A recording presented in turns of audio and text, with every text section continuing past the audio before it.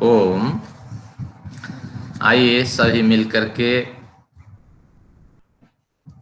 जिनके दिव्य नाम और कर्म होते हैं उन परम पिता का स्मरण करते हैं। आज मंत्र लेते हैं अग्ने नय सुपथा।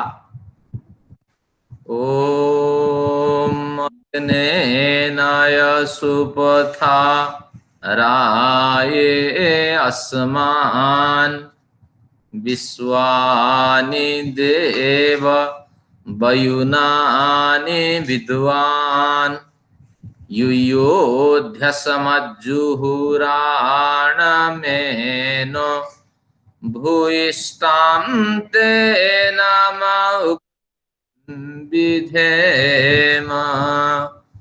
ओम शांति शांति शांति। आज के इस सांख्य दर्शन की 5वीं कक्षा में सभी मातृशक्ति धर्म प्रेमी आप सभी लोग नमस्कार के नमस्य हैं। मैं आप सभी लोगों को करता हूं। जो कनिष्ठ व्यक्ति हैं उनको भी मैं स्नेह निवेदित करता हूं। कक्षा अपनी आगे बढ़ रही है और जो विद्यार्थी हैं मुझे लगता है काफी समझदार हैं, प्रौढ़ हैं और आर्ष परंपरा के वाहक हैं। मुझे बड़ी खुशी है कि बढ़िया प्रश्न विद्यार्थियों ने रखे हैं। तो मैंने आज जो प्रश्न उत्तर का एक सत्र मैंने 2 बिंदु आज व्याख्यान के लिए प्रस्तुत किए। तो उन 2 बिंदुओं में से पहला बिंदु था प्रश्नोत्तर सत्र की चर्चा। इसमें 7 प्रश्न, बहुत से प्रश्न थे जिनमें ग्राह्य 7 प्रश्न है, उनकी एक सूची बनाई है। तो प्रारंभिक पर्याय में हम प्रश्नों की चर्चा करते हैं और इससे पूर्व में केवल सूचना आपको दे रहा हूं कि अब तक हमने 3-4 बिंदुओं का अध्ययन किया। प्रथम बिंदु में कि अत्यंत पुरुषार्थ को समझा। दूसरे बिंदु में अत्यंत पुरुषार्थ की जो उपयोगिता है, ये पुरुषार्थ, अत्यंत पुरुषार्थ, ये जीवात्मा को इसका उपदेश दिया जा सकता है या नहीं, इसको भी समझा। आखिर में निर्णय पुरुष के लिए तो ही उपदेश है और ये पुरुष जीवात्मा पुरुष है। तो उस तरह फिर हमने तृतीय बिंदु में समझा कि अविवेक के कारण क्या है, जीवात्मा बंधन का कारण क्या है जीवात्मा के ना। जीवात्मा के बंधन के कारण बहुत से हो सकते हैं, लेकिन उनमें प्रमुख कारण अविवेक है। और फिर आज के प्रकरण में हम अध्ययन करेंगे इस अविवेक का नाश कैसे होगा, फिर तत्व ज्ञान की प्राप्ति कैसे होगी। तो आज अध्ययनीय सूत्र रहेंगे 5, सरल सा विषय है। तो ऐसे पर्याय में मैंने प्रश्नोत्तर सत्र को आज स्थान दिया। तो पहला प्रश्न लेते हैं। इंजीनियर हमारे जो सुरेंद्र चौधरी जी हैं, इनका बहुत बड़ा योगदान वेद संस्थान के लिए है। निशुल्क ये वेद संस्थान में सेवा देते हैं, कंप्यूटर आदि सेवा इनसे ली जाती है और ये बढ़िया एक विद्वत परिवार के सदस्य हैं, वेद विद्यार्थी भी रहे हैं। उनका प्रश्न है, त्रिविध दुखों से हमारी निवृत्ति होनी है और त्रिविध दुखों के जो अनुपात है, इन 3 दुख होने पर भी 100% मानव में इनका कुछ ना कुछ प्रभाव रहता है। किसका 50 रहता है, किसका 40 रहता है, किसका अनुपात 25 भी रहता है। तो इसको थोड़ा स्पष्ट कर दीजिए अनुपात, ताकि हम अपने को सुधार सकें। तो त्रिविध दुख तो आप जानते हैं, आध्यात्मिक, आधि भौतिक, आधि दैविक। शास्त्र का तीनों दुखों में बलिष्ठ दुख आध्यात्मिक है, क्योंकि अपने के कारण हम बहुत सी परेशानियां झेलते हैं। और आध्यात्मिक, आत्म शब्द से अभिप्राय कि अपने व्यक्तित्व से जुड़े जो दुख है, जो गलतियां हैं, जो दुर्वस्था है, तो वही है आध्यात्मिक दुख। शास्त्रकार कहते हैं 50% हमारे व्यक्तित्व को बिगाड़ने वाले दुख होते हैं आध्यात्मिक दुख। और अगर हम प्रयत्न करते हैं कि अपने को सुधार लें तो 50% दुख हमसे निश्चित रूप से सुधर जाएंगे। जब दुख सुधर जाएंगे तो व्यक्तित्व कैसे चलेगा, तो उस दुख की जगह पे सुख का प्रवेश हो जाएगा। जीवन में 50% सुख हमारा बिल्कुल बैलेंस हो जाएगा। अब बाकी रहे दो दुख, आधि भौतिक और आधि दैविक, इनका रेशियो क्या होना चाहिए, अनुपात क्या होना चाहिए, चौधरी साहब का ये प्रश्न है। अब जो आधि भौतिक दुख है, प्राणियों से जो दुख मिलता है और निरर्थक प्राणी आपको कष्ट देते हैं, सड़क पे जा रहे हैं, किसी से कोई दुश्मनी नहीं है और आपके चैन छीन करके कोई, आप क्या करेंगे। अब इसी तरह रास्ते में जा रहे हैं, अचानक कोई व्यक्ति आया और गाड़ी से ठोक दिया, आप विकलांग हो गए, चली गई। तो ये जो आधि भौतिक दुख है, ये दुख भी आध्या और आधि दैविक दुख भी 25-25% नहीं है, क्योंकि इनके कोई अनुपात निर्धारित नहीं किया जा सकता। अगर आप बढ़िया सोसाइटी में रहते हैं और संपन्नता आप में है, जहां संपन्नता के साथ लोग रहते हैं और जहां साधना रहते हैं, मान लीजिए रामदेव के आश्रम में आप निवास करते हैं या ऐसे पवित्र आश्रमों में जहां शास्त्रों में वर्णित है कि इस आश्रम में निवास करने से आपको शांति मिलेगी, साधना आदि में सहायता मिलेगी, ऐसे अगर आपका निवास होता है तो आधि भौतिक दुख आपका पूरा का पूरा घट जाएगा। मान लीजिए 1-2% आधि भौतिक दुख रहेगा, कोई प्राणी आपसे हिंसा करेगा ही नहीं। जब हिंसा ही आपसे नहीं होगी तो आधि भौतिक दुख का कोई रेशियो निकाले नहीं जा सकते। ये आप पे निर्भर करता है कि आप किस जगह रहते हैं।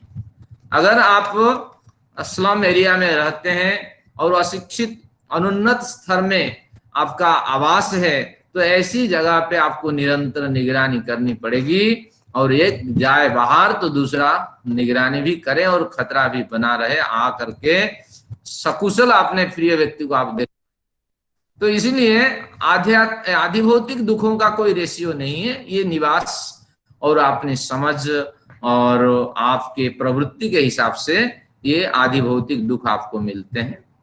और बाकी रहे आधि दैविक दुख की बात, जो देवताओं से प्राप्त होते हैं, देवताओं प्रकृति रूपी साधनों से प्राप्त होते हैं, चाहे वृक्ष से हो या चाहे तूफान से हो, आंधी से हो, इनका भी कोई रेशियो निर्धारित नहीं किया जा सकता, क्योंकि इनके अनुपात आप कैसे निर्धारित करेंगे। जैसे दिल्ली है, बड़े दिन से यहाँ भयंकर भूकंप हुआ ही नहीं है, लोग बड़े आराम से रहते हैं। अकाल तो यहाँ लोग देखे ही नहीं है, भले ही बाहर अकाल पड़ जाए, यहाँ सारी व्यवस्थाएं हैं, कहीं ना कहीं थोड़ी कीमत बढ़ जाती है।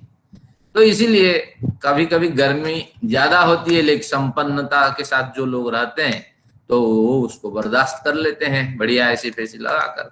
तो इसीलिए आधि दैविक जो दुख है उसका भी रेशियो निर्धारित नहीं हो पाता है। अगर बढ़िया जगह पे रहते हैं और जहां भी रहते हैं, आधि भौतिक आधि दैविक दुख ज्यादा आएंगे ऐसे कोई निर्धारित नहीं है, वो स्थान के हिसाब से निर्धारित होता है। मान लीजिए आप रहते हैं समुद्र के किनारे, निरंतर आपको समस्या बनी रहेगी, साल में 5-7 तूफान आएंगे, और बाढ़ नेपाल की तरफ से बे ऑफ बंगाल हो के बाढ़ जब निकलती है तो उस बाढ़ से भी पीड़ित रहेंगे। कई बार वृष्टि भी नहीं होगी क्योंकि समुद्र के किनारे कई बार होती है। तो इस तरह आपको आधि दैविक दुख ज्यादा मिलेंगे। तो इसलिए 50% रेशियो तो आध्यात्मिक है, ये तो निर्धारित है, लेकिन आधि भौतिक और आधि दैविक दुखों के रेशियो नहीं निकाले जा सकते।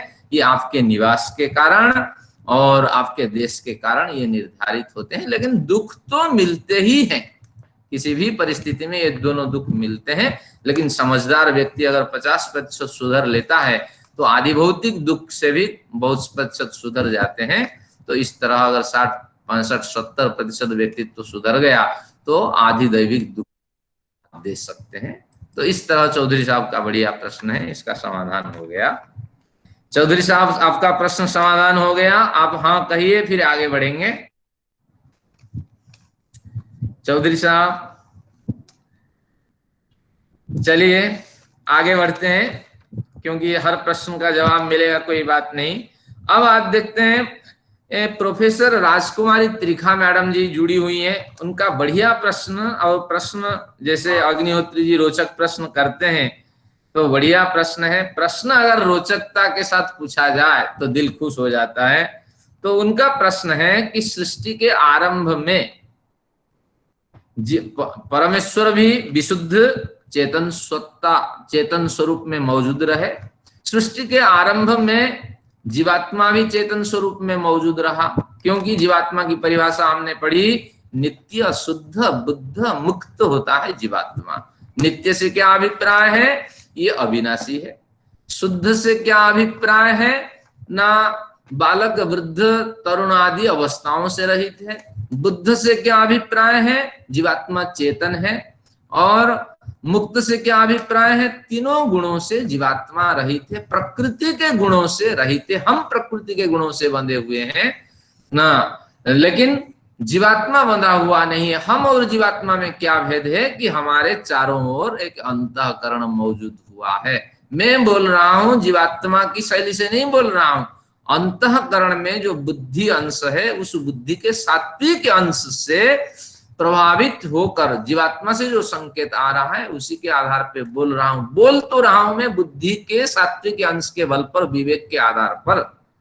मैं जीवात्मा के रूप में डायरेक्ट कांटेक्ट नहीं, क्योंकि जीवात्मा डायरेक्ट कांटेक्ट नहीं कर सकता। वो केवल निष्क्रिय पुरुष, ऊर्जा मात्र है। उसके चारों ओर का जो आवरण है, मन बुद्धि चित्त अहंकार, वही डिवाइस सारा कार्य करता है। और ऊर्जा कहां से प्राप्त करती है वो डिवाइस? नहीं, वो इसी जीवात्मा से। तो इसीलिए प्रश्न ये रहा कि जीवात्मा भी शुद्ध है, परमात्मा भी शुद्ध है सृष्टि के प्रारंभिक काल में। और इसमें क्या कारण है, क्या वजह है कि वो मजबूरी में एक शरीर में डाल करके धकेल दिया गया? शुद्ध जीवात्मा है, जब उसने कोई गलत काम किया ही नहीं है तो इसको इस कर्म के हिसाब से तो बंधन होता है। तो बिना कर्म किए प्रारंभिक पर्याय में तो उसको शरीर मिला होगा, शरीर के मिलने के बाद अंतःकरण के साथ उसका संबंध हुआ होगा, फिर पाप पुण्य मिश्रित कर्म हुए होंगे। तो बढ़िया प्रश्न रहा कि क्या कारण था कि इसको ईश्वर ने ढकेल दिया। शास्त्रकार ने इसकी चर्चा भी की थी सूत्र में और निर्णय दिया था अविवेक। अब प्रश्न इनका था अविवेक कब इसके अंदर प्रवेश किया? वो तो चेतन आत्मा के रूप में जीवात्मा मौजूद रहा। अब प्रश्न जब समझ गए तो उत्तर इसका यही है कि इसको हम अनवस्था दोष कहते हैं। इस प्रश्न का कोई संतोषजनक उत्तर मैडम जी, त्रिखा मैडम जी, नहीं मिलने वाला है, क्योंकि ये अनवस्था दोष एक कहता है पहले बीज है या पहले वृक्ष है। तो आप कहेंगे बीज पहले हुआ होगा तो फिर वृक्ष बाद में हुआ होगा। अब प्रश्न उठता है वो बीज भी तो कहीं से आया होगा, कहां से आया होगा? ना किसी वृक्ष से। फिर वो वृक्ष कहां से हुआ होगा? किसी बीज से। तो उसी तरह जाते रहिए, चलते रहिए, पहले मुर्गा या पहले अंडे, अंडे पहले या मुर्गे पहले, कोई निर्णय नहीं होगा। तो उसी तरह ये अनवस्था दोष का संकेत है कि कब से जीवात्मा बंधन को प्राप्त हुआ और इसके पीछे क्या कारण रहा, इसका कोई संतोषजनक उत्तर नहीं मिलना है। लेकिन शास्त्रकार 4-5 प्रकार से इसका समाधान किया है, मैं निराश नहीं करूंगा। शास्त्रकार कहते हैं ये प्रवाह से नित्य है। कुछ ऐसी शक्तियां होती हैं जो प्रवाह से नित्य होती हैं। ये कर्माशय का चक्र कब से चल रहा होगा? कब हम पाप करते होंगे, कब पुण्य करते होंगे, कब मिश्रित कर्म करते होंगे?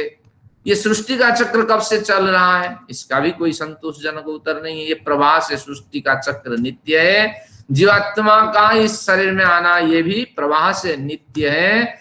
और इसी तरह ईश्वर को सृष्टि बनाते, बिगाड़ते और पालन करते, ये जो गतिविधियां करनी होती है, ये भी प्रवाह से नित्य है। तो प्रवाह से नित्य इसको समाधान के रूप में दिया जाता है। और ज्यादा कहेंगे तो इसमें अनवस्था दोष आता है। तो इसलिए इसका संतोषजनक कुछ उत्तर नहीं है। अब तीसरा शास्त्रकार तर्क देते हैं, निश्चित रूप से बीज पहले है या वृक्ष पहले? कल्पना करते करते हम इस निष्कर्ष पे पहुंचते हैं बीज तो पहले हुआ होगा। अगर इस तरह मान लें, शास्त्रकार अनुमति नहीं देता है लेकिन ये कल्पना प्रस्तुत कर देता है कि अगर हम मान ले बीज पहले है तो वो उसी तरह है। ये ज्ञान जो आज फैला हुआ है, ज्ञान कहाँ थे ना, ज्ञान के मूल प्रवक्ता परमेश्वर है। सृष्टि के अंत में ये ज्ञान उसी में समाहित हो जाते हैं। फिर सृष्टि के प्रारंभ से ज्ञान धीरे धीरे योग्यता और पात्रता के हिसाब से ईश्वर से वो ज्ञान फैलने लगते हैं और ज्ञान मिलने लगते हैं योग्य व्यक्तियों को। तो उसी तरह ये सारा बीज और वृक्षों का जो न्याय है, ये बीज सब ईश्वर में ही स्थित रहते हैं। और जैसे सृष्टि का क्रम होता है फिर उसी से ही तो सब कुछ प्रारंभ होता है, वही वो सब तो उसी की करिश्मा भैया। तो इसीलिए इस न्याय से आप समझ सकते हैं कि जीवात्मा को इसमें डालने का क्या प्रयोजन है, क्योंकि जीवात्मा अणु परिमाण का है और परमेश्वर विभू परिमाण। जो विभू परिमाण होगा, बड़ा शक्तिशाली व्यक्ति होगा, वो अणु परिमाण पे तो दबाव डालेगा। ईश्वर संपूर्ण न्यायकारी है, संपूर्ण पदार्थों को व्यवस्थित बनाता है, तो केवल अणु परिमाण इसकी योग्यता है। साथ में अल्पज्ञ है, एकदेशी है, निष्क्रिय है, इसमें कोई औजार नहीं है, निरवयवी हाथ पैर आंख नाक कान चलने फिरने की कोई शक्ति नहीं। तो ऐसे निकम्मा व्यक्ति को किसमें डालेगा, तो कोई तो साधन होना चाहिए। तो इसलिए अंतःकरण से युक्त करके इसको प्राणी शरीर में ढकेल दिया। तो यही पीछे कारण है कि इसका अणु परिमाण होना, अल्पज्ञ होना, निष्क्रिय बना रहना और साथ में एक देश में निवास होना, यही उसकी कमजोरी है, जिसके कारण इसको सृष्टि के आरंभ में बिना कर्म करते हुए भी ईश्वर आपने व्यवहार सिद्ध करने के लिए इसको एक शरीर प्रदान किया। इस तरह एक कल्पना कर सकते हैं, लेकिन शास्त्रकार कहता है इस कल्पना में इतना दम नहीं है। लेकिन ध्यान रखना, इस कल्पना में ज्यादा दम है कि ये स्वभाव से प्रवाह से नित्य है। जिस तरह सृष्टि प्रवाह से नित्य है, जिस तरह कर्मा से प्रवाह से नित्य है, तो इस तरह अनवस्था दोष से ग्रसित ये प्रश्न प्रवाह से नित्य है। यही इसका समाधान है। तो ये त्रिखा मैडम जी का जो प्रश्न था इसका मैंने समाधान कर दिया। मैडम जी, इस पे कोई प्रश्न आपको उठाना है? आप अनम्यूट करिए, बोलिए, क्योंकि आप समझदार हमारे ग्रुप में और प्रोफेसर रैंक की व्यक्ति है, तो इसलिए प्रसन्नता होती है आपकी उपस्थिति से हमें। चलिए, कुछ टेक्निकल प्रॉब्लम है। अब आते हैं 7 प्रश्नों के समाधान करने के बाद फिर मैं विषय पे आऊंगा। मीनू भारद्वाज जी के द्वारा 2 प्रश्न हमें मिले और ये योग दर्शन की अध्येता है। इनके प्रश्न और व्यक्तिगत फोन संपर्क मेरे से हुआ था, तो बहुत बड़ी विदुषी है। तो इनका प्रश्न है कि कर्माशय क्या हमारी आत्मा के साथ एक शरीर से दूसरे शरीर में जाता है? आत्मा एक शरीर छोड़ करके दूसरे शरीर में प्रवेश करती है, तो आत्मा के साथ हमारे सुख दुख और मिश्रित जो कर्माशय बने हुए होते हैं। कर्माशय का अर्थ समझ लीजिए। आशय का मतलब संग्रह, कर्मों का संग्रह। जैसा हमने कर्म किया है उनका संग्रह हुआ है। थोड़ा सा शुभ कर्म, थोड़ा सा अशुभ कर्म, थोड़ा सा मिश्रित कर्म, जो भी उसके रेशियो है वो जीवात्मा के साथ एक शरीर से दूसरे शरीर में जाता है क्या? इनका पहला प्रश्न है। फिर कहते हैं अगर इस तर्क को आप मान लेते हैं कि हाँ जाता है, तो फिर जीवात्मा कैसे स्वतंत्र रहा? क्योंकि अभी हमने पढ़ा नित्य बुद्ध शुद्ध निर्लेप है, अनासक्त है, निरंजन है। तो इस तरह जब प्रकृति के गुणों से जीवात्मा का संपर्क ही नहीं है और ये अभौतिक तत्व है, 5 भूतों से वो परे हैं, प्रकृति से परे हैं, जीवात्मा का वास्तविक स्वरूप कहाँ जाए क्या करें, प्रकृति से उसका कोई लेना देना नहीं है। परमेश्वर की प्रेरणा से वो शरीर में आता है, परमेश्वर की प्रेरणा से दूसरे शरीर में जाता है। इसका व्यवहार ईश्वर के साथ है, वो अभौतिक है। तो फिर ऐसे जीवात्मा की जब हमने परिभाषा पढ़ी है, तो आप बताइए फिर जीवात्मा स्वतंत्र कैसे है? जीवात्मा आप तो लिप्त हो गया ना, क्योंकि कर्माशय को लेके एक शरीर से दूसरे शरीर में चला जाता है। कर्माशय जो है प्राकृतिक गुण है, क्योंकि मुक्ति लोक से जाने से पूर्व आपके कर्माशय नष्ट हो जाते हैं, प्रकृति में विलीन हो जाते हैं। जो प्रकृति के गुण होते हैं वो तो प्रकृति में ही रह जाएंगे। तो ऐसे बढ़िया प्रश्न इनका है। ये समझदार विदुषी योग दर्शन की अध्येत्री है, इनका धन्यवाद करते हैं। अब इसका समाधान मैंने पहले ही बता दिया क्योंकि जीवात्मा कुछ करता नहीं है, निष्क्रिय पुरुष करने वाला अंतःकरण होता है, और मन बुद्धि चित्त अहंकार का एक संघात होता है। पहले अहंकार विद्यमान रहता है एक परत बना करके, दूसरी परत में क्या रहता है, मन बुद्धि चित्त अहंकार, चित्त का परत होता है, और इसके बाद बुद्धि की परत होती है, और बुद्धि की परत के बाद मन की परत है।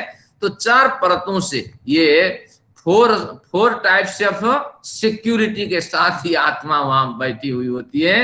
यानी सिक्योरिटी तो नहीं, ये परतंत्रता है, क्योंकि उसकी एनर्जी, उसका वास्तविक स्वरूप विकसित होने में सक्षम नहीं हो पाता है, क्योंकि ये 4 परतें उसको दबा के रखती हैं, और जैसे प्रेजेंटेशन इनसे जाता है सारा कुछ आत्मा उसको स्वीकार करने में मजबूरी होती है, क्योंकि चेतन का काम है प्रतिक्रिया व्यक्त करना है। जैसे प्रेजेंटेशन है, हाँ इस प्रेजेंटेशन को बढ़ाओ, तो यही आत्मा की प्रेरणा मिलती है।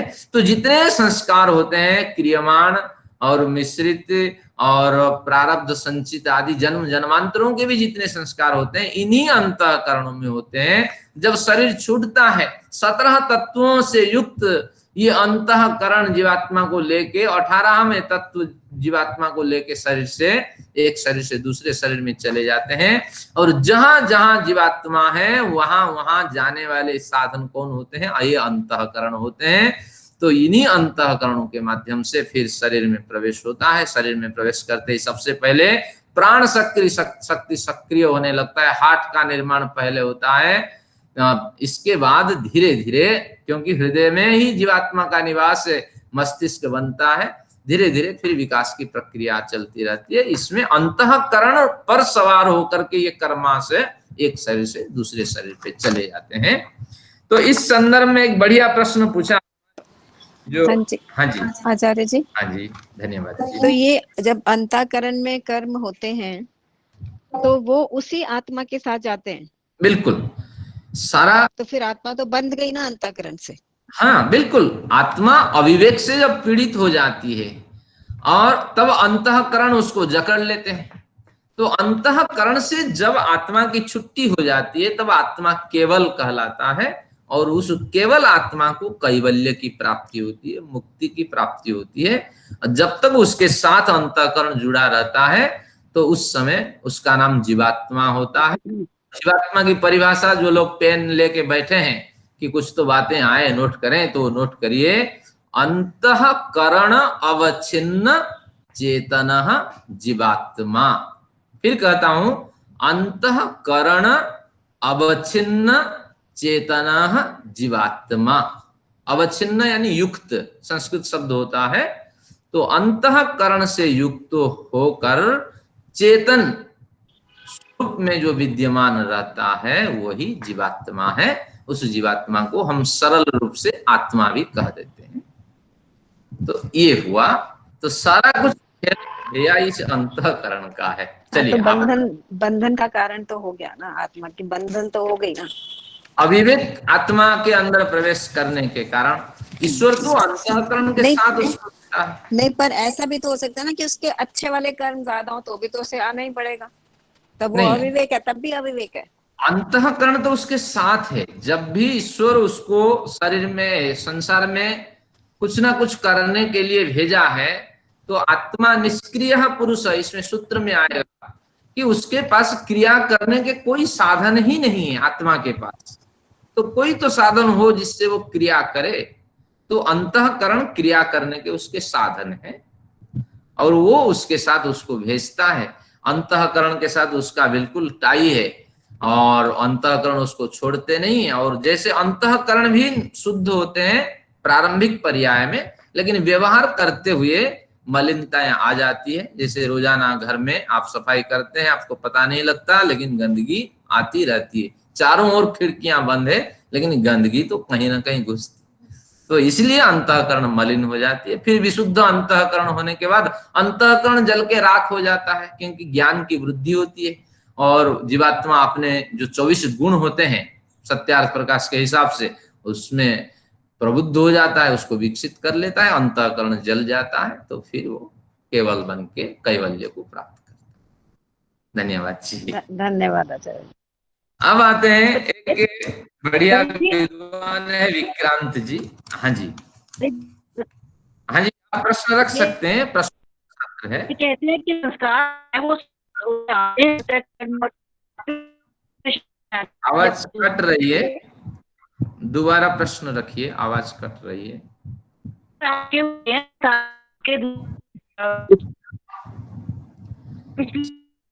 आ जाते हैं। आपके जो आत्मा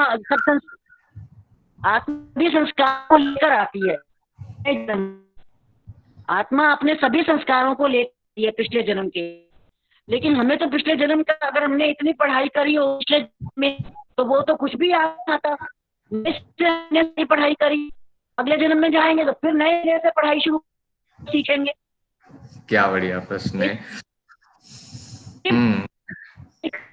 रात पढ़ते पूरी जिंदगी 70 साल तक पढ़ते रहे हैं, शिक्षित पैदा होने के। हाँ, मैं समझ गया प्रश्न, यही शांत करते हैं। प्रश्न का अभिप्राय आपका सही है। आपको बड़ी ग्लानि है कि पिछले जन्मों से अनेक अच्छे संस्कार आ रहे हैं हमारे साथ, उनका विकास क्यों नहीं हो रहे हैं।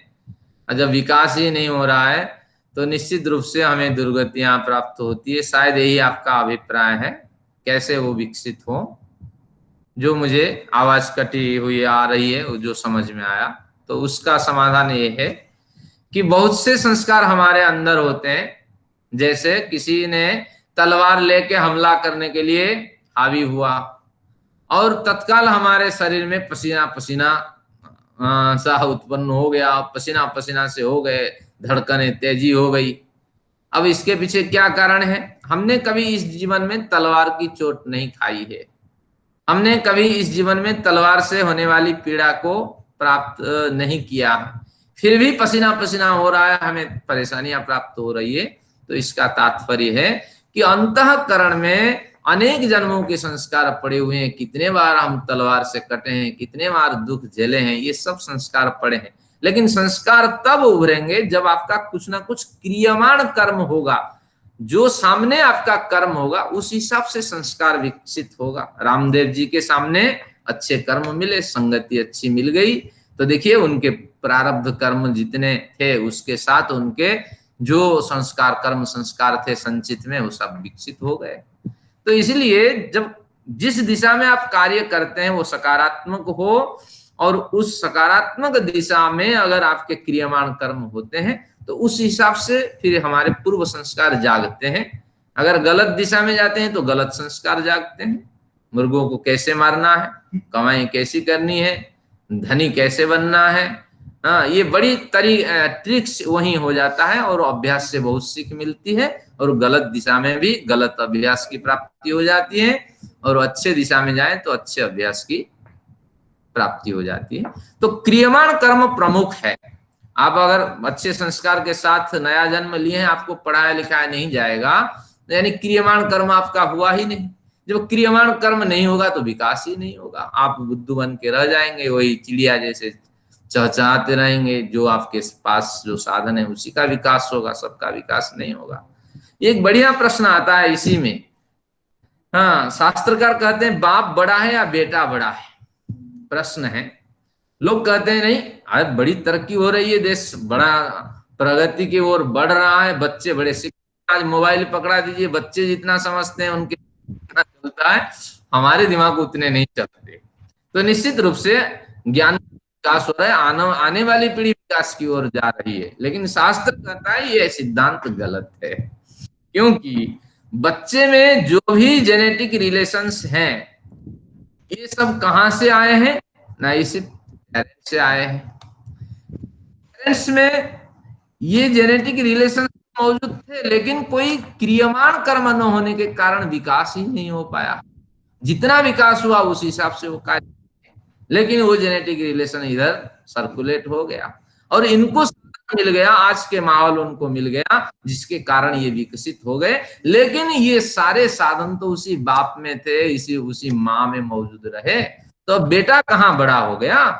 तो नहीं है, बेटा जिस साधनों को विकास कर रहा है, ये साधन ऑलरेडी इनहेरिटेंट के रूप में यहाँ मौजूद, इनहेरिटेंस से माँ बाप से मिले हैं। चाहे बच्चा कितनी तरक्की कर ले, माँ तो आपका प्रश्न यही समाधान करते हैं अभी। आचार्य जी डॉक्टर राजकुमारी त्रिखा जी कुछ पूछना चाह रहे हैं, हाँ बिल्कुल, स्वागत है बट वो अनम्यूट नहीं हो पा रहे हैं। आप एक बार चेक कर लें, आपके तरफ से अनम्यूट हो जाए। उनका म्यूट हो रखा है अपनी तरफ से ही, उनकी तरफ से।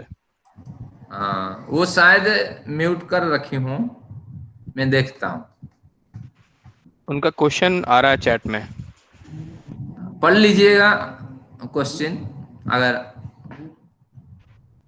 ठीक है लिख लें फिर समाधान लेंगे। ठीक है, मैं उनको बता देता हूँ। आप करिए, कंटिन्यू करिए जी। आप प्रश्न लिख रहे, अंग्रेजी में हो हिंदी में हो। आइए अगला प्रश्न देखते हैं। एक विक्रांत जी हैं, बड़े समझदार व्यक्ति है पता लगता है। इनकी शैली जो है ये मीनू भारद्वाज की शैली से मिलती जुलती है। इनका प्रश्न है, कर्माशय को दूसरे शरीर में कौन ले जाता है? समाधान हो गया अंतःकरण। ये कहते हैं आत्मा तो नहीं ले जा सकती, क्यों? आत्मा विशुद्ध है। बिल्कुल सही आपने कहा। अंतःकरण प्रकृति से बने होने के कारण ये भी जड़ हैं। क्या बढ़िया प्रश्न है। जब जहां रोचक प्रश्न आएगा अग्निहोत्री जी को स्मरण करेंगे तो इनका प्रश्न भी रोचक होता है। तो ये अंतःकरण जो है जड़ है भैया, ये तो जड़ है। चेतन तो शरीर में एक है, जीवात्मा। तो ये फिर जड़ कैसे इसको ले जा सकता है? लेने के लिए चेतन चाहिए ना। चेतन के बिना जड़ तो ले नहीं जा सकता। जड़ का काम है बिना चेतन की सहायता से क्रियाशील न होना। तो अंतःकरण जो जड़ है वो कैसे कर्माशय को एक शरीर से दूसरे शरीर में ले जाए? ये बढ़िया प्रश्न है। इसका समाधान यही है कि जैसे आप गाड़ी चलाते हैं और गाड़ी जड़ वस्तु है, और गाड़ी में बहुत सामान लाद देते हैं और गाड़ी आपके घर से जाकर के आपके मित्र के घर में बहुत से सामान अनलोड कर देती है। तो अब प्रश्न उठता है सामान किसने लाया? तो आप कहते हैं गाड़ी। तो इसी तरह गाड़ी को चलाने वाला कौन होता है? चेतन पुरुष होता है। कुछ पेट्रोल वहां डला हुआ होता है। तो तीन साधन बने, एक चेतन साधन बना जो पुरुष, और एक गाड़ी एक साधन बना, और साथ में एक साधन ये है कि इसमें पेट्रोल डला हुआ है। तो उसी तरह हमारा संबंध है। जीवात्मा जो है वो विशुद्ध चेतन ऊर्जा है, एक ऊर्जा है। सारी ऊर्जाएं जड़ होती है लेकिन जीवात्मा एक चेतन ऊर्जा है, उससे प्रकाश मिलता है। उस प्रकाश से अंतःकरण धधकता रहता है। अंतःकरण धधकने के बाद ये शरीर रूपी गाड़ी को खूब जोर से धकेलता है। तो इसी तरह ये अंतःकरण जीवात्मा की चेतन ऊर्जा से क्रियाशील होता है और जाने आने का साधन ये अंतःकरण है, और इसमें पेट्रोल का काम करता है ईश्वर की प्रेरणा। तो अस्यैव चोपपत्ति रुष्मा वेदांत में आएगा। और जब तक ये उष्मामय शरीर है, अंतःकरण मौजूद है और सूक्ष्म शरीर के साथ इस अंतःकरण का व्यवहार है, तो तब तक आपका संसार में व्यवहार है। और शरीर छूट जाने के बाद ये अंतःकरण उसके साथ चिपक करके एक शरीर से दूसरे शरीर तक जाता है, और इसको खींच करके ले जाने वाला जो साधन है, ये दोनों ही, जैसे जीवात्मा एक निष्क्रिय है तो अंतःकरण जड़ है। इन दोनों का अंतःकरण अब काम करना बंद कर दिया, यानी शरीर अब शांत की स्थिति में है, तो फिर वही निष्क्रिय अवस्था जीवात्मा को प्राप्त हो गई।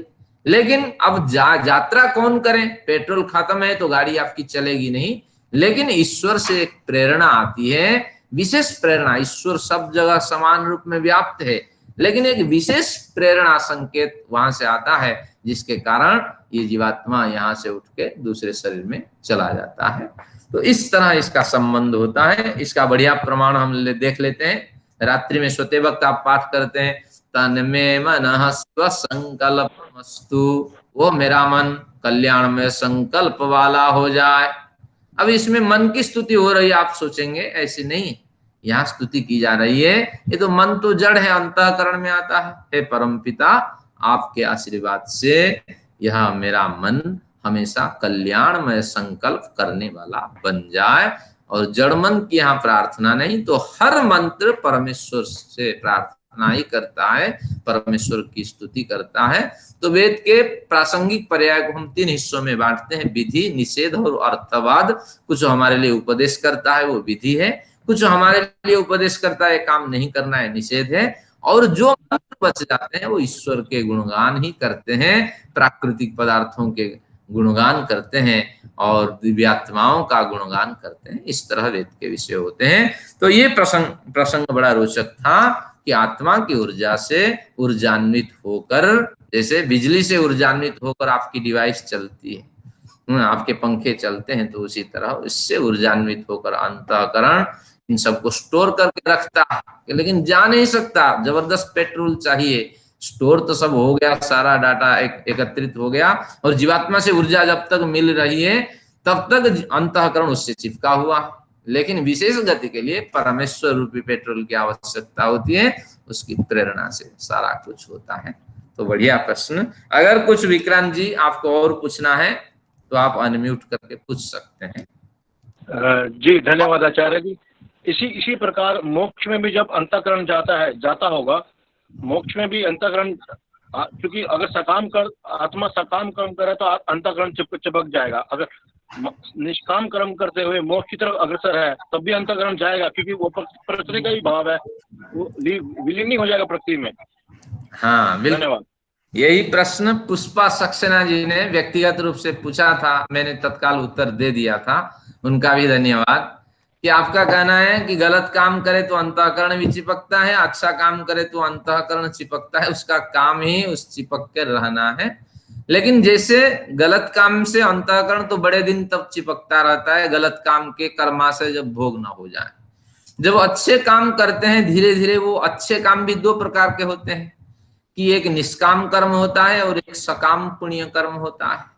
तो धीरे धीरे जो सकाम पुण्य कर्म होते हैं उनके कर्माशय को भोग जब तक नहीं हुआ है तब तक अंतःकरण चिपक रहेगा। अब जब शरीर में पूरा व्यक्तित्व विकसित होने लगा और निष्काम पुण्य कर्म, जिसको अभौतिक पुण्य कर्म कहते हैं, जिसको बैलेंस कहते हैं, जिसके बल पे मुक्ति लोक का आनंद हमें मिलता, तो उस दिशा में जब आत्मा जाने लगती है तो धीरे धीरे अंतःकरण निस्तेज हो जाता है।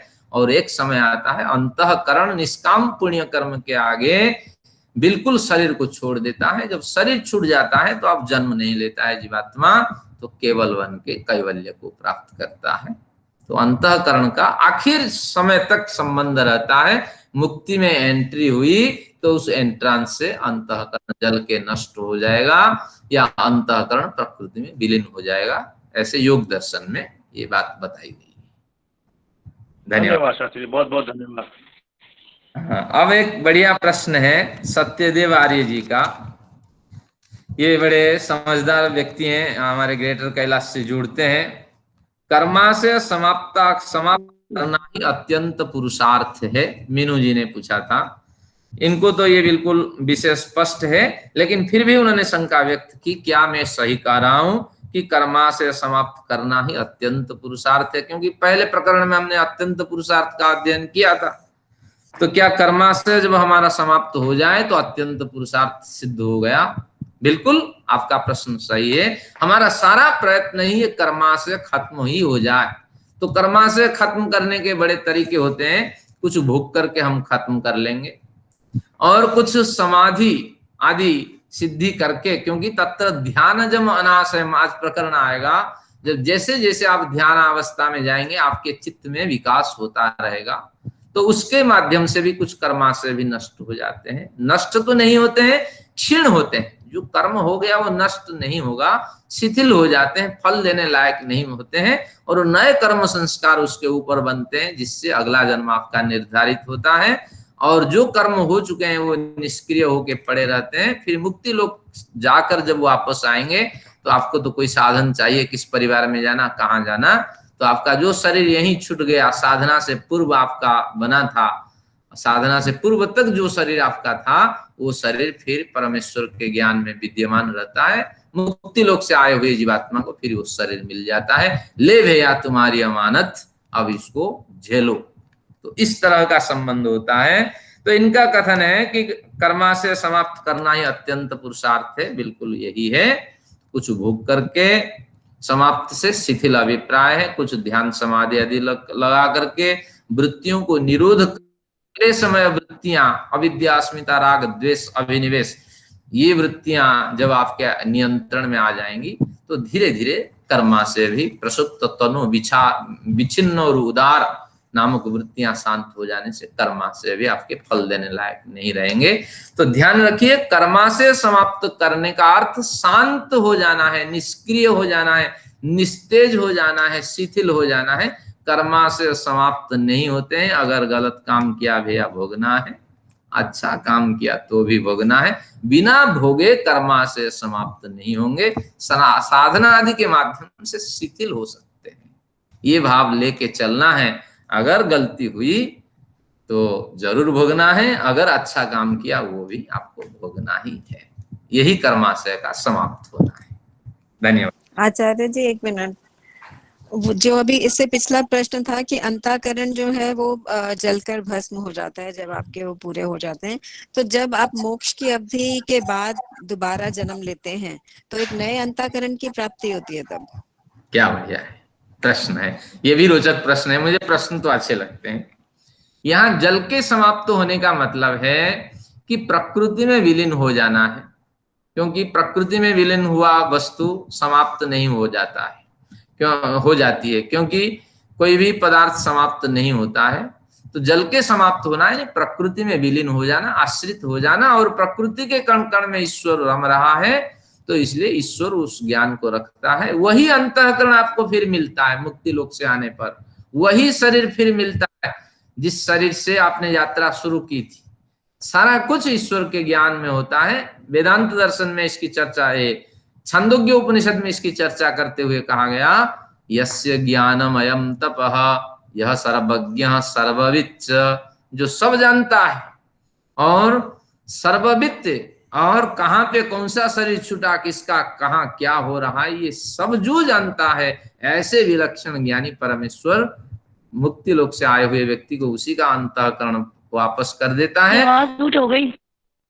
हाँ जी, आपकी आवाज म्यूट हो गई है।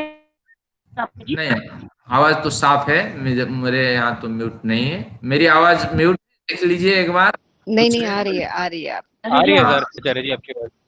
तो इसलिए अंतःकरण जल के नष्ट होने का मतलब में आश्रित हो जाता है, और जल के नष्ट हो भी जाए तो प्रकृति में विलीन होने के बाद ईश्वर ही उसका उत्थाता है, उन्नेता है, उसको उसी रूप में प्रस्तुत करने वाला है। ये इसका अभिप्राय। ये स्तुति प्रार्थना उपासना के मंत्रों के सनो बंधुर जनिता सविधाता धामानि वेद भुवनानि विश्वा।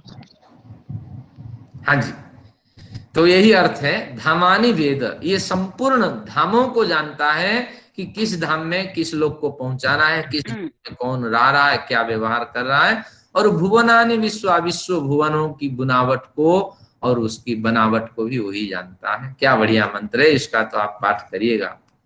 फिर अंत में कहता है, यत्र देवा अमृतम मानसाना, जिस तृतीय धाम में देवता लोग मुक्ति का आनंद अनुभव करते हुए अधिअयरयंत विचरते हैं, एक दूसरे से संवाद करते हैं, परमेश्वर का आनंद एक दूसरे से पूछते हैं, भैया इसके बाद कौन सा आनंद आपको मिल रहा है, और उस आनंद का स्थान कहाँ है। तो ऐसे लोगों की हमें चाह होनी चाहिए। कब वो प्राप्त करेंगे, ये चाह होगी तभी तो हमारे प्रोग्राम बनेंगे, तभी तो यात्रा होगी। चलिए, धन्यवाद। तो इस तरह ये आपके सारे प्रश्न समाधान को प्राप्त हुए। कुछ अध्ययन करते हैं, प्रश्नों का अंत नहीं है, और मैं समझता हूं ये पूरे ग्रंथ अध्ययन कर लेने के बाद आपके ही प्रश्न इतने नहीं होंगे और बहुत से प्रश्नों के आप समाधान कर सकेंगे, बच्चों को और समाज को आप मार्गदर्शन कर सकेंगे। और किनको कुछ प्रश्न रखना है? राजकुमारी माता जी का कुछ प्रश्न था। हाँ जी, रखिए प्रश्न। एक बात पूछूं सर जी, आजकल ना व्हाट्सएप पे बड़ा वो मैसेज चल रहा है कि रिलीजन जो है वो स्पिरिचुअलिटी से अलग चीज है क्या? Difference between religion and spirituality. बिल्कुल, तो स्पिरिचुअलिटी किसी रिलीजन में नहीं आती है। नहीं, तो आप बिना रिलीजियस हुए स्पिरिचुअलिटी को प्राप्त हो सकते हैं। हाँ, रिलीजन से कोई इसका ताल्लुक नहीं है, और रिलीजन तो एक है, मानविक। हाँ, वही मैं कह रही हूँ, वैदिक धर्म एक ही रिलीजन है, तो उसके स्टडी के किए बिना या उसको माने बिना आप अध्यात्मवाद को प्राप्त कर सकते हैं? नहीं, क्योंकि यही पंथा है, नान्यः पंथा अयनाय, ये सृष्टि के आदि ग्रंथ है, आदि उपदेश है, और इसमें काम क्रोध आदि विकार से रहित साधु संत महात्माओं का अवदान है। बाकी ग्रंथों में केवल इधर से लेके उधर से चेपा गया और काम क्रोध से पीड़ित व्यक्तियों के ये विचार हैं। हाँ, जैसे काफिरों को मारो। हाँ, तो आप और इसका आप रिक्वेस्ट है आपसे, थोड़ा सा इसका आप लिख के भेज सकते हैं, सो दैट कि मुझे जिसने भेजा है तो मैं उनका उसका रिप्लाई उनको दे सकूं कि स्पिरिचुअलिटी और जो ये धर्म है, बिना धार्मिक हुए या बिना धर्म को फॉलो किए आप अध्यात्मवाद को नहीं प्राप्त कर सकते। चलिए, आपका अनुरोध स्वीकार करता हूँ। समय की धन्यवाद, पाबंदी है, धन्यवाद आचार्य देख लेंगे। जी, बाद में कर दीजिएगा, कोई बात नहीं। चलिए, हमारी प्रोफेसर त्रिखा मैडम जी कुछ प्रश्न हैं, स्वाध्यायशील व्यक्ति हैं। आचार्य जी वो कनेक्ट नहीं कर पा रहे हैं। ठीक है, कुछ कठिनाई है। हाँ, कठिनाई आ रही है उनकी तरफ से। तो जीवात्मा का प्रश्न बंधन भेजा, हाँ, मैंने भेजा एक प्रश्न, मेरे प्रश्न को लिख कर भेजा है प्रश्न। इनका प्रश्न है कि हम जो पिछले जन्म के कर्म होते हैं वो इस हाँ, जन्म में आने के बाद भूल क्यों जाते हैं, हमें दोबारा पढ़ाई क्यों करनी पड़ती है? क्या बढ़िया। सत्यार्थ प्रकाश आपको पढ़ लेना चाहिए। महर्षि लिखते हैं कि अगर पिछले जन्म के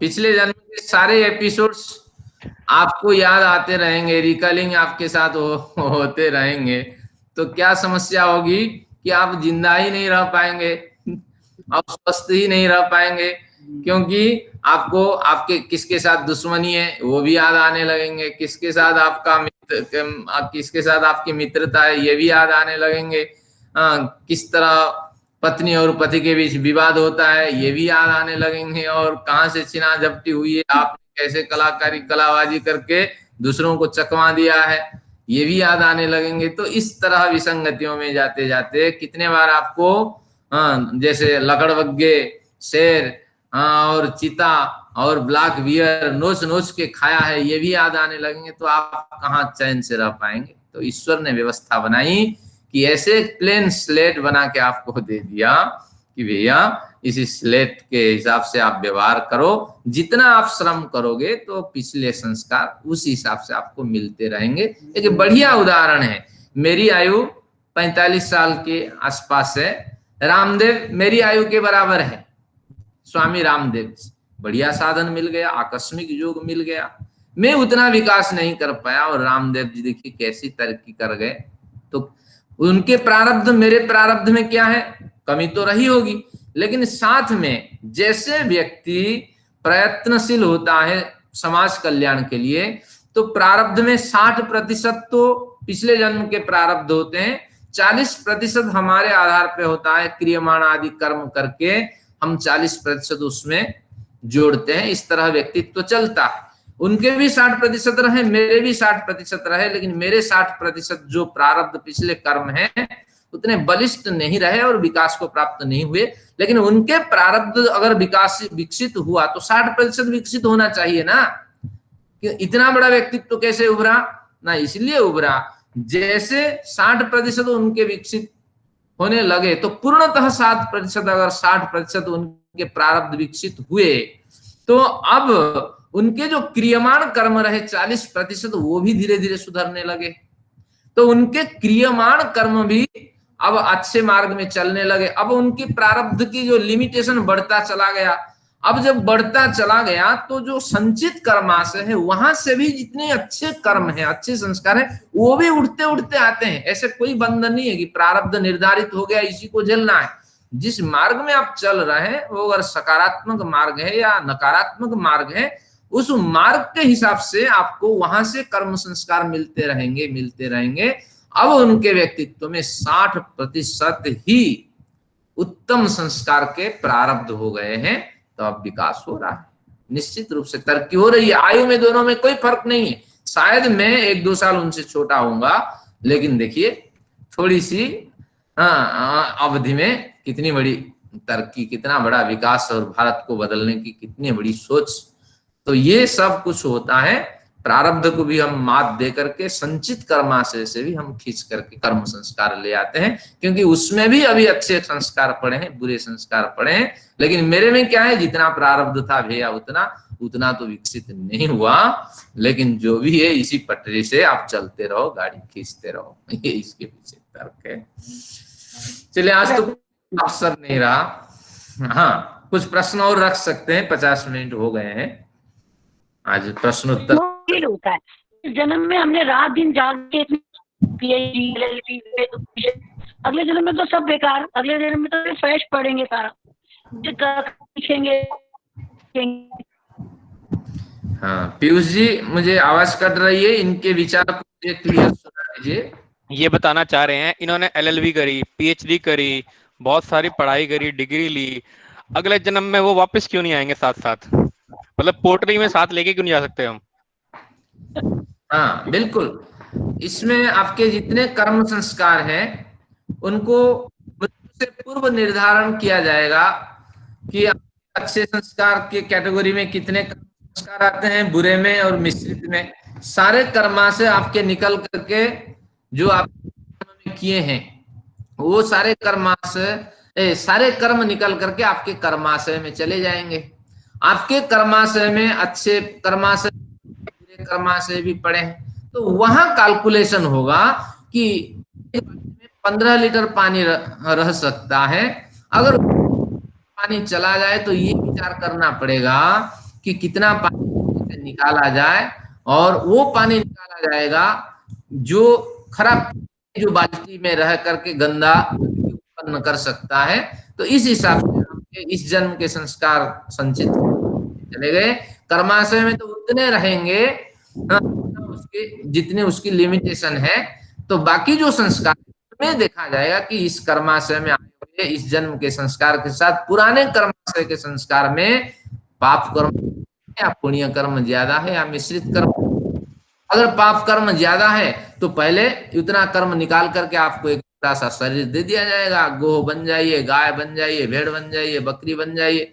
पुण्य कर्म आपका इस बार बढ़िया था, क्या जन्म मिला, अब आप इसको करके जा रही हैं। अगर आपका निष्काम पुण्य कर्म या सकाम पुण्य कर्म नहीं है तो फिर आपकी यात्रा यहीं खत्म हुई। अब जो पाप कर्माशय यहाँ से गया, पहले के पाप कर्माशय में मिलावट होने के बाद जो अब उस हिसाब से एक छोटा सा जन्म आपको मिलेगा, छोटा सा जन्म भी मिल सकता है।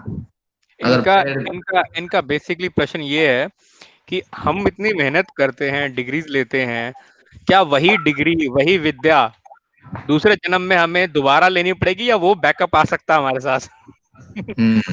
नहीं, दूसरे जन्म में व्यवस्था क्या रहेगी ये कोई नहीं कर सकता।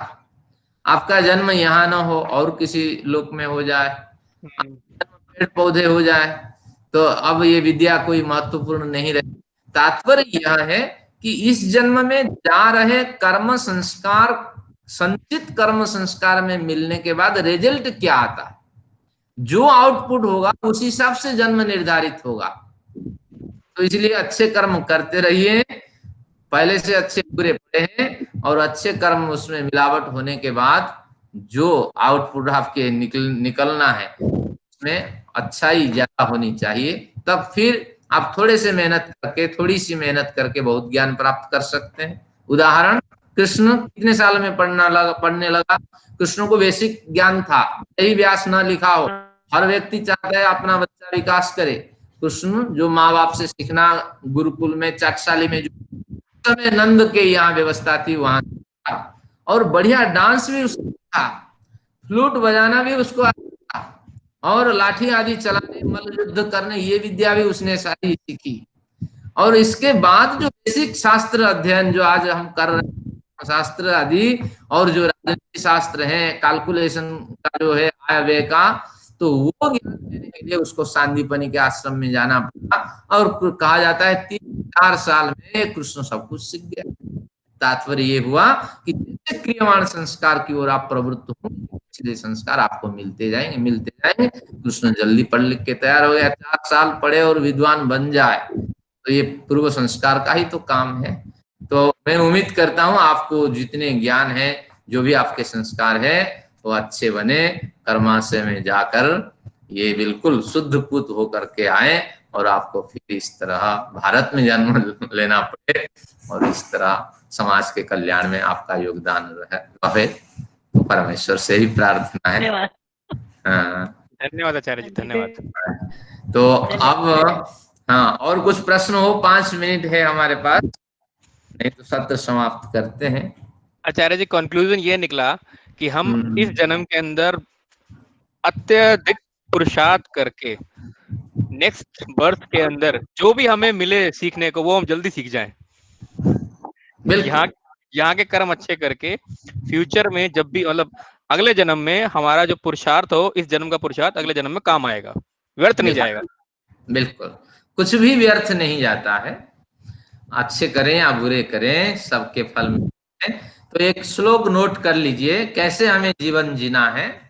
छोटा सा श्लोक है, अकृत्वा परसंतापम, अकृत्वा परसंतापम, दूसरों को पीड़ा न देते हुए, आगत्वा खलनम रताम, आगत्वा खलनम रताम, खल यानी दुष्ट व्यक्तियों के प्रति नम्रता भी न रखते हुए, हाथ उनको न जोड़ते हुए, क्योंकि जहां विपरीत परिस्थिति है उनको चाहिए, नहीं तो कौशल विपरीत परिस्थिति को रोकिए, नहीं तो आने वाले जो हमारे वजूद है खतरा हो सकता है।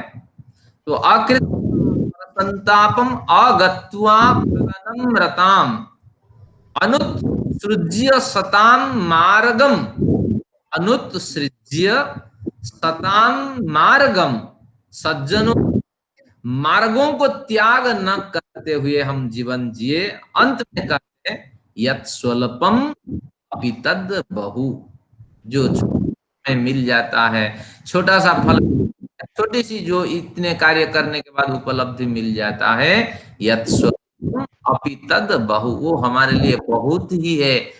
इस तरह मान तो हम दूसरों को कष्ट न दें और जहां विपरीत परिस्थिति है उनसे डट करके मुकाबला करें, और वहां भी हम का प्रयोग करके अपने वजूद को बचाने के लिए संघर्ष करें और सज्जनों के, महापुरुषों के मार्ग में चलें।